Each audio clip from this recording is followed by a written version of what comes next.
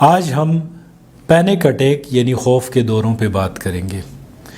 خوف کے دورے بہت سے لوگوں کو پڑتے ہیں اور اس کی علامات یہ ہوتی ہیں کہ انہیں شدید گھٹن کا احساس ہوتا ہے، سانس اکھڑنے لگتی ہے، دل کی دھڑکن تیز ہو جاتی ہے، بعض لوگوں کے پیٹ میں مروڑ اٹھتے ہیں، بعض لوگوں کو ٹھنڈے پسینے آتے ہیں۔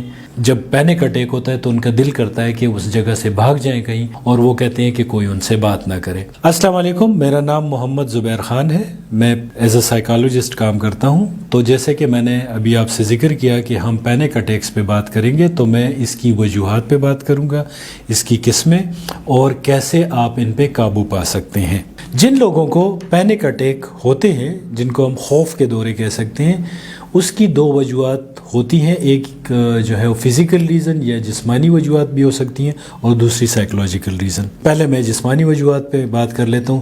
جن لوگوں کا تھائرائڈ فنکشن ٹھیک نہ ہو، جس کو ہم تھائروٹاکسیکوسس یا ہائپر تھائرائڈزم کہتے ہیں، جس میں تھائرائڈ جو ہمارا ایک گلینڈ ہے اس کے ہارمون زیادہ پروڈیوس ہوتے ہیں، تو اس میں بھی پینک اٹیک ہو سکتے ہیں۔ تو لوگوں کو یہ ضرور چیک کر لینا چاہیے کہ ان کو تھائرائڈ مال فنکشن تو نہیں ہے۔ اور میٹرل وال پرولیپس ایک چھوٹی سی دل کی بیماری ہے، اس کی وجہ سے بعض دفعہ ہوتے ہیں پینک اٹیکس۔ اس کے علاوہ ہائپوگلائسیمیا، جب آپ کے جسم میں شوگر کی کمی بہت کم ہو جائے، اس وجہ سے بھی ہو سکتے ہیں۔ اور بعض جو سائیکوٹراپک ڈرگز ہیں یا ٹرینکولائزرز وغیرہ ہیں، جو دوائیاں بعض لوگ استعمال کرتے ہیں، ایون اینٹی ایپلیپٹک ڈرگز بعض لوگ جو استعمال کرتے ہیں، ان کی کمی جب وہ ان کو سٹاپ کر دیتے ہیں تو اس وجہ سے بھی پینک اٹیک ہو سکتے ہیں۔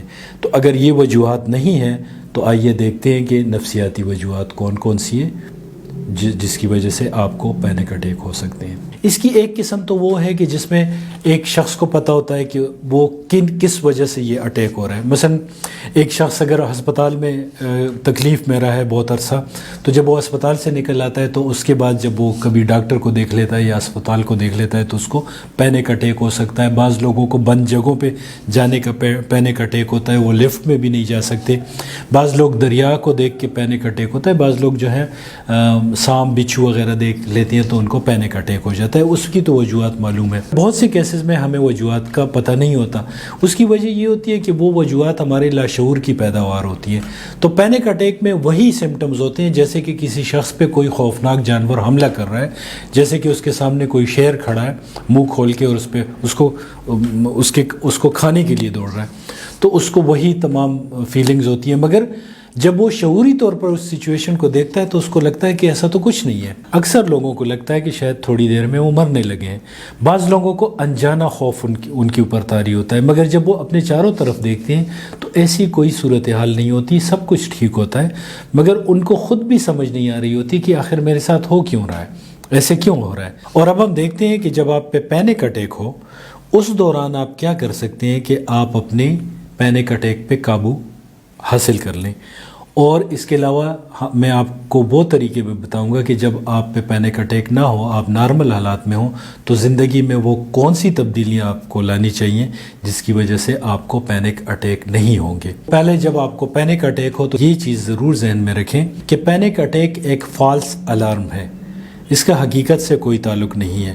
اور جن لوگوں کو بار بار اٹیک ہو چکے ان کو پتہ ہوتا ہے کہ اس کا کوئی تھوڑی دیر بعد یہ ختم ہو جائے گا، مگر اس دوران وہ کافی کرب سے گزر رہے ہوتے ہیں۔ تو پینک اٹیک کے دوران اکثر لوگوں کی سانس اکھڑ جاتی ہے۔ جب سانس اکھڑ جاتی ہے تو ہوتا کیا ہے کہ اس کی وجہ سے بھی آکسیجن کی کمی ہو جاتی ہے برین کو۔ تو پہلا کام تو یہ کرنا ہے کہ آپ نے اپنی سانس پہ توجہ دینی ہے۔ اس کے لیے طریقہ کار ہے 7-11۔ 7-11 یہ ہے کہ آپ اپنے پیٹ پہ اپنا ہاتھ رکھیں گے، رائٹ ہینڈ، اور لمبی سانس لیں گے۔ جب آپ لمبی سانس لیں گے ناک سے تو آپ نے گننا ہے 1 2 3 4 5 6 7 سیکنڈز نہیں، بلکہ جس طرح میں نے گنا ہے، اور پھر وہی سانس آپ منہ کے ذریعے نکالیں گے اور پھر گنیں گے، آہستہ آہستہ نکالیں گے، 1 2 3 4 5 6 7 8 9 10 11۔ پھیپھڑے خالی کریں گے، پھر دوبارہ سانس لیں گے، مگر جب آپ سانس لیں گے تو کوشش آپ نے کرنی ہے کہ آپ کا پیٹ بھر جائے، اس وجہ سے کہ آپ نے ناف پہ اپنا ہاتھ رکھا ہوگا اور اس کو پوری طرح پھلانا ہے اپنے پیٹ کو، اور پھر سانس نکالنی ہے منہ سے۔